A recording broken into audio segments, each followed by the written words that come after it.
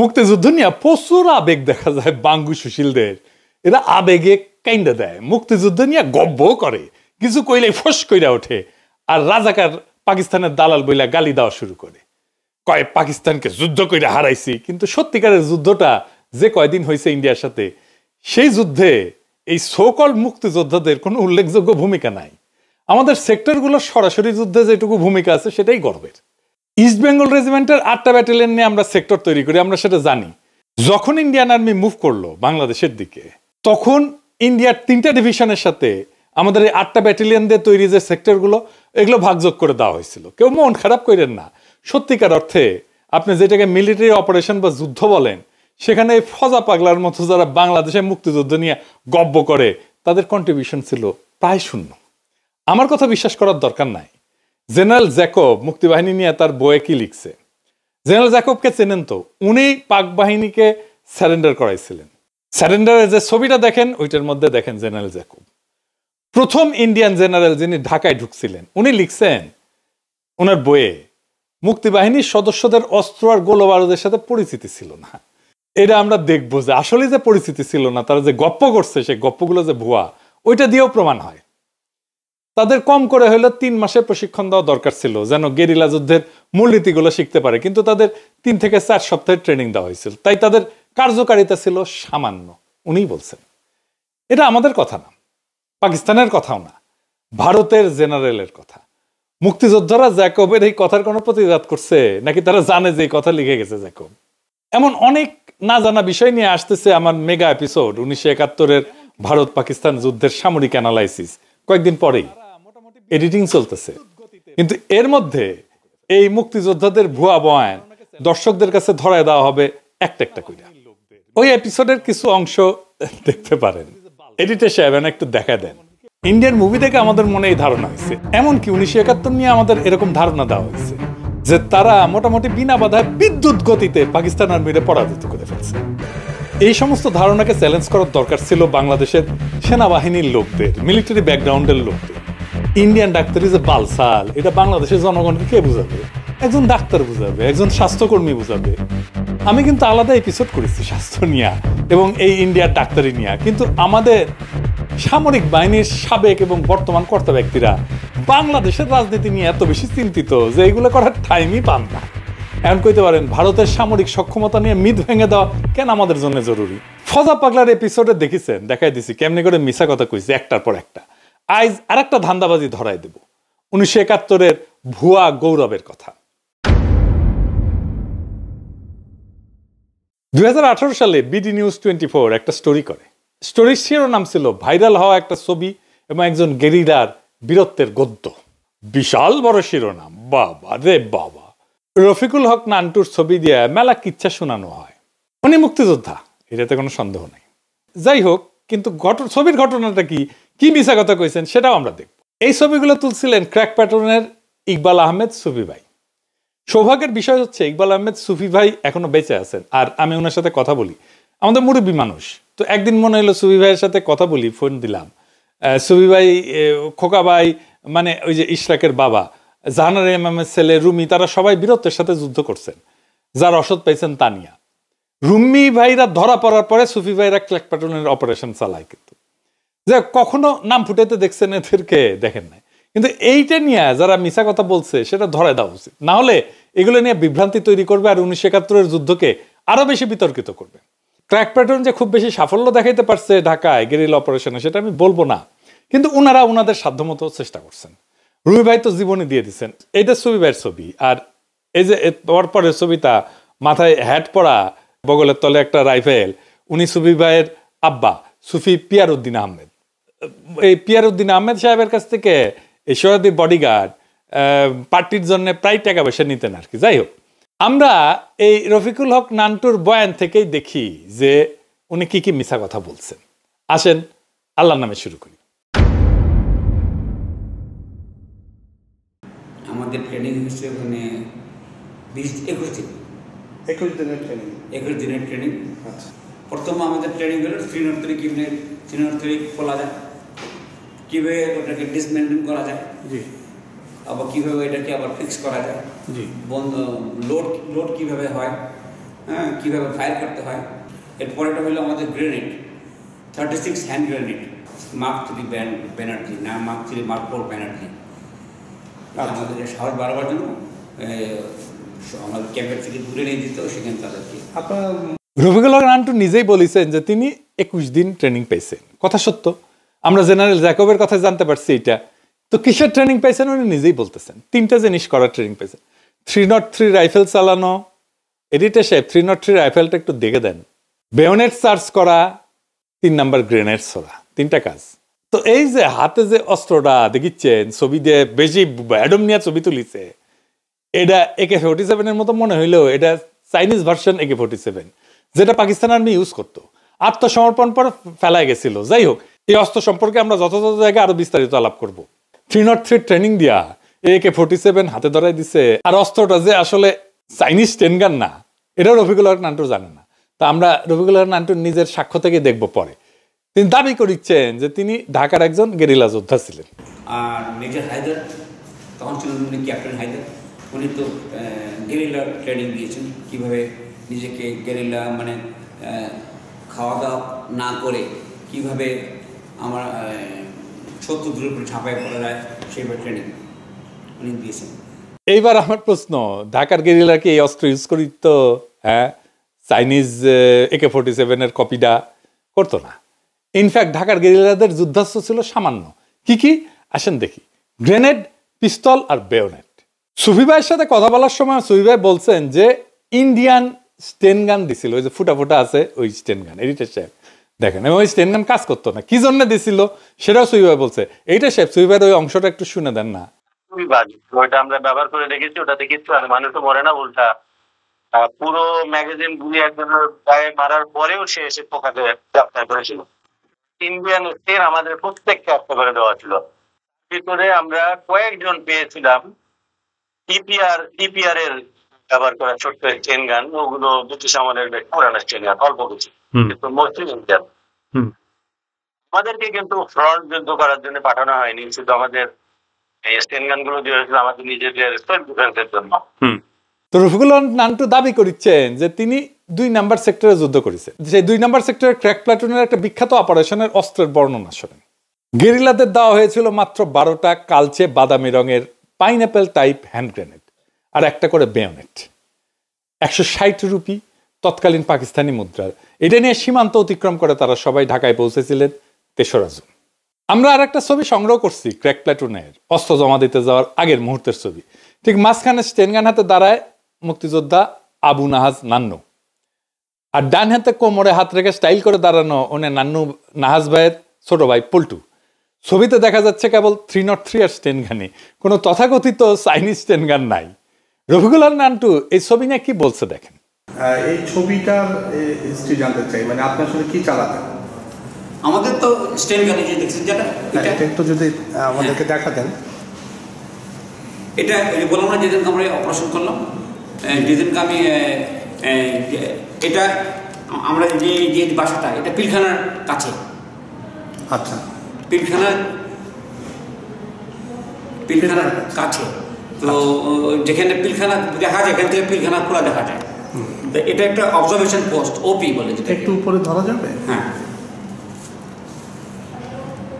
এটা অবজারভেশন ওপিতে একটা machine gun, এটা জি, SMG সাবমেশিন গান,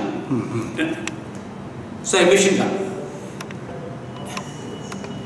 জি, এই মেশিন গানে এটা 3 ট্রাইপয়েড আছে, এরকম স্ট্যান্ড আছে, দেখছেন আপনার ক্যামেরার মতন স্ট্যান্ড আছে। মানে এটা আপনার ছবি? এটা আমার ছবি। আজিমপুরের পিলখানার কাছেই ছিল সহযোদ্ধা লস্করদের বাড়ি। চায়না বিল্ডিং বললে সবাই এক নামে চিনত, ওটা ছিল ঢাকার গেরিলাদের একটা অবজারভেশন পোস্ট। বাড়ির ছাদে স্ট্যান্ডে ফিট করা থাকতো মেশিন গান। আমরাও মাঝে মাঝে যাইতাম বাড়িটাতে। একদিন চাইনিজ স্ট্যান্ড গান নিয়ে বাড়ির ছাদে উঠছি, তখনই সহযোদ্ধা ইকবাল আহমেদ সুফি আমার 2টা ছবি তোলে, একটা স্ট্যান্ডে ফিট করা মেশিন গান পজিশনরত এবং অন্যটা স্টেন গান হাতে দাঁড়ানো, ওই ছবিগুলোর দিকে তাকালেই 71টা মনে পড়ে যায়। এই যে ক্র্যাক প্লাটুনের আরেক সদস্য লস্করদের বাসা, ওই বাসার ধারে কাছে ওনারা যাইতেন না।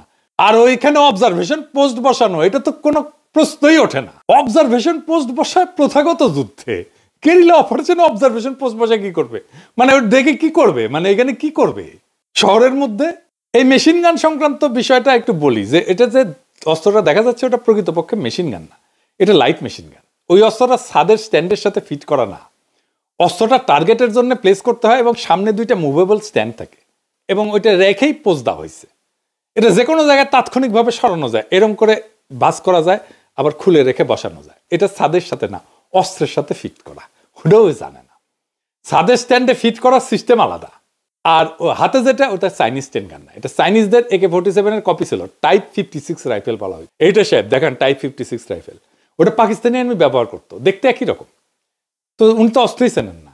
ঢাকার গেরিলারা আজিমপুর পিলখানা EPR হেডকোয়ার্টারের পাশে বিখ্যাত চায়না বিল্ডিং এর সাথে মেশিন গান বসে রাখছিল 71, এটা আমাদের বিশ্বাস করতে হবে? ভাইরা ভাই, আমরা তো বেকুব, কিন্তু এত বেকুব তো না। আচ্ছা, এইবার আসেন আমরা সুফি ভাইয়ের বক্তব্য শুনি, যে আসলেই ওই ছাদে কেন এই অস্ত্রটা আসলো, উনি কখন ছবিটা তুলছিলেন। এই 2টা ছবি সুফি ভাই তুলছেন, উনি জানাচ্ছেন এইগুলো 16 ডিসেম্বরের পরে তোলা। পাকিস্তানের অস্ত্র ফেলে গেছিল যত্রতত্র, সেটা জমা দেওয়ার জন্য চায়না বিল্ডিং এর ঠিকানা দেওয়া হয়েছিল, সেইখানে সবাই অস্ত্র জমা দিয়ে যাচ্ছিল। এগুলো সেই অস্ত্র। শুনেন। না না, তাহলে সে যে দাবি করছে যে চায়না বিল্ডিং এ তাদের অবজারভেশন পোস্ট ছিল, এটা এটা ঠিক না। কিন্তু আমাদের কোনো অপারেশনাল কিছু না, ওটা জাস্ট একটা ঠিকানা ছিল, মানুষকে বলা হয়েছিল, সাধারণ মানুষ বলেছিলাম যে ওইখানে এসে কারোর হাতে যদি অস্ত্র দেখে সেগুলো যেন ওখানে এসে সবাই জমা দেয়। সেটা তো স্বাধীনতার পরে, 16 ডিসেম্বরের পরে। পরে হ্যাঁ, আফটার 16 ডিসেম্বর। হ্যাঁ, তার আগে ওটার কিছুই ছিল না। ওখানে তো লস্করের রেসিডেন্স ছিল, তার মা ওখানে বাস। তো তার মানে মুক্তিযুদ্ধের সময়, মুক্তিযুদ্ধ যখন হচ্ছে তখন চায়না বিল্ডিং এর উপরে অবজারভেশন পোস্ট থাকার কোনো সম্ভাবনা নাই। সম্ভাবনা নাই, এবং মুক্তিযুদ্ধ চলাকালীন চায়না বিল্ডিং এর নামও তো আমরা মুখে আনতাম না, বিকজ ওটা লস্করের ঠিকানা। আচ্ছা আচ্ছা, তাহলে এটা একদম একদম মিথ্যা দাবি, কমপ্লিটলি মিথ্যা দাবি। আপনারা যখন গেরিলা অপারেশন করতেন ক্র্যাক প্লাটুনের, তখন তো এই ধরনের অস্ত্র আপনাদের ছিল না নাকি? কি কি অস্ত্র ছিল আপনার? আমাদের প্রত্যেককে ছোট ইন্ডিয়ান স্টেন গান। আচ্ছা, ইন্ডিয়ান স্টেন, যেটা ফুটা থাকে না, খুবই বাজে। ওইটা আমরা ব্যবহার করে রেখেছি, ওটাতে কিচ্ছু আর মানুষও মরে না, উল্টা পুরো ম্যাগাজিন গুলি একজনের গায়ে মারার পরেও সে এসে পোকাতে গ্রেপ্তার করেছিল। সে ক্র্যাক প্লাটুনের ছিল, সুফি ভাইয়ের মতে সে 2টা অপারেশনের অংশ নিয়েছিল। শোনেন তার মুখেই। আর আপনি মনে করতে পারেন যে নান্টু সাহেব 2টা অপারেশনে আপনাদের সাথে ছিল, একটা ইলেকশন কমিশনে, আর একটা হচ্ছে প্রিন্ট অ্যান্ড পাবলিকেশনে। এই 2টা অপারেশনে আপনি মনে করতে পারেন। ওর বড় ভাই ওখানে। আচ্ছা, তো আলগা ফাপড় নেওয়ার কি দরকার ছিল? এইবার আসেন তার বিল্ডিং উড়ায় দেওয়ার দাবি নিয়ে। সাবাবাজি করতে করতে গাঞ্জার নৌকা পাহাড়ে তুলে দিছে।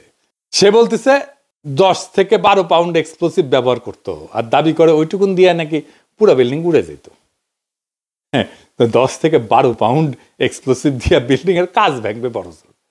এই যে দেখেন, এটা জেরুজালেমের কিং ডেভিড হোটেল, ব্রিটিশ ম্যান্ডেটের হেডকোয়ার্টার ছিল। 1946 সালে ইসরায়েলি ইরগুনের বেগিন এখানে এক্সপ্লোসিভ দিয়ে বিল্ডিং এ হামলা করে।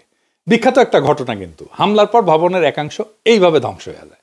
এই হামলাতে ইরগুন কতটুকু এক্সপ্লোসিভ ব্যবহার করছিল জানেন? শুনবেন, 350 কেজি, মানে 770 পাউন্ড। সেটাও বেসমেন্টে গিয়া স্ট্র্যাটেজিক্যালি বিভিন্ন ভালনারেবল পয়েন্টে সেট করা হয়েছিল। যে কোনো মিলিটারি এক্সপার্ট হিস্টোরিয়ান যখন এই 10 পাউন্ড এক্সপ্লোসিভ দিয়া বিল্ডিং উড়ায় দেওয়ার কাহিনী শুনবে, আস্তে আস্তে মুইতে দিবে। অবশ্য সে কইছে 12 কেজি, মানে 25 পাউন্ড আর কি এক্সপ্লোসিভ। ডিএফপিতে 12 কেজি মানে 25 পাউন্ড লিখছে, আর নির্বাচন কমিশন অফিসে 12 পাউন্ড লিখছে। এইটুকুন এক্সপ্লোসিভ দিয়া বিল্ডিং উড়ে যাচ্ছে, চিন্তা করেন কি গপ্প। 1883 সালে লেবাননে বৈরুতের আমেরিকান মেরিনদের ব্যারাকে হেজবুল্লাহ হামলা করছিল।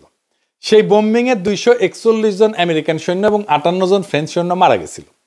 অত্যন্ত দুঃখজনক ঘটনা। এই একটা 19 টন ট্রাককে এক্সপ্লোসিভ দিয়ে ভর্তি করিয়া একজন সুইসাইড বোম্বার ব্যারাকের কাছে নিয়ে গিয়ে ডেটোনেট করে দিছিল।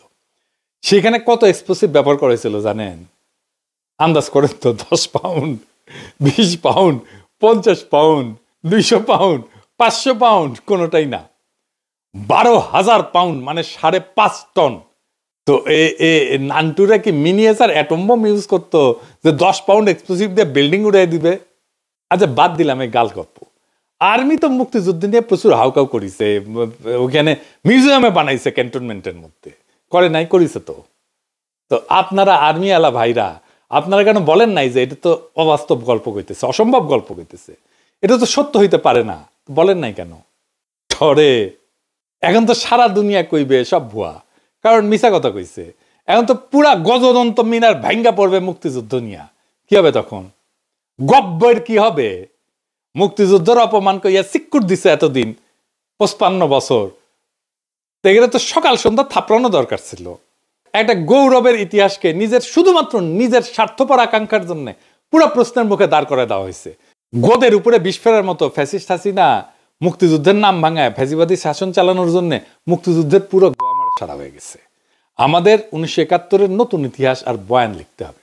আমাদের পূর্বপুরুষদের রক্ত, অশ্রু, কান্না তো লুকায় আছে এটার মধ্যে। আমরা সত্যের অধিকতর নিকটবর্তী ইতিহাসের বয়ান তৈরি করব। আর হ্যাঁ, সেইখানে আওয়ামী আর বামেদের বয়ানের ছিটে ফোটাও থাকবে না। আমরা সেই দিনের অপেক্ষায় থাকলাম। 1971 আমাদের রক্তের স্মৃতি, কিন্তু গৌরব যদি মিথ্যার সাথে মরা হয় তা কেবলই ধ্বংসের অপেক্ষায় থাকা একটা তাসের ঘর। আজ আমরা বলতেছি আমরা গৌরব রাখবো সত্যের সঙ্গে, মিথ্যাচারের সঙ্গে না। যারা সত্যিকার ভাবে সেক্টরে সেক্টরে যুদ্ধ করছে, তাদের কষ্ট, তাদের অল্প অস্ত্র, অল্প রসদ, ছোট ছোট বীরত্ব আর অসীম সাহস, এগুলোই আমাদের গর্ব। ভোতা কাহিনী, সহজে ভাইরাল হওয়া ছবি আর কথার কুটকাচালি, এসবে আর আমরা বিশ্বাস করব না। বীরত্বের ইতিহাস বড় করে থাকা উচিত, কিন্তু মানুষ আর ইতিহাস দুই পবিত্র, কিন্তু সেই পবিত্র ইতিহাসে মিথ্যা কাহিনী ঢুকায় দেওয়া ক্ষমাহীন অপরাধ। যে ছবি, যে গল্প আমাদের মুক্তিযুদ্ধের ইতিহাসকে বিভ্রান্ত করছে, তাদেরকে আমরা প্রশ্ন করব, যাচাই করব এবং যদি প্রমাণ মেলে প্রকাশ করব। কারণ স্বাধীনতা এবং ন্যায় শুধুমাত্র আবেগ না, সত্যের উপরে ভিত্তি করে টিকে থাকে। এই কাজ কোনো ব্যক্তির আক্রমণের জন্য না, এটা আমাদের জাতীয় স্মৃতিকে রক্ষা করার সংগ্রাম। যারা আসলেই রক্ত দিছিল, যারা সীমিত অস্ত্রে শহর গ্রাম জুড়ে লড়ছিল যেভাবে পারে, যতটুকু পারে, তাদের প্রামাণ্য কথা ছাড়া কোনো কৃতিত্ব মানা হবে না। আর যারা রাজনীতি করে মুক্তিযুদ্ধকে নিজের স্বার্থে বেঁচে থাকার মাধ্যম বানাইছে, তাদের ইতিহাস আমাদের কাছে অগ্রাহ্য হবে। আমরা নতুন ইতিহাস লিখব সত্যের নীতি অবলম্বনে, প্রমাণ ভিত্তিক, ঘনিষ্ঠ সাক্ষ্য এবং সামরিক বিশ্লেষণের সঙ্গে। এটা কোনো মিথ্যাচারের বদলা না, এটা আমাদের পূর্বপুরুষদের সম্মান ফিরে আনার চেষ্টা। আমরা মিথ্যার ভেলায় ভাসতে দেব না তাদের আত্মত্যাগকে। শেষে আমি আপনাদেরকে বলি, চোখ খোলা রাখেন, প্রশ্ন তোলেন, গৌরবকে যাচাই করেন। অতীতের সেই রক্তও আমাদের, আমরা সেটা আড়াল করব না। আমরা শুদ্ধ করে ভবিষ্যৎকে দেব। সত্যের জয় হোক। ইনকিলাব জিন্দাবাদ।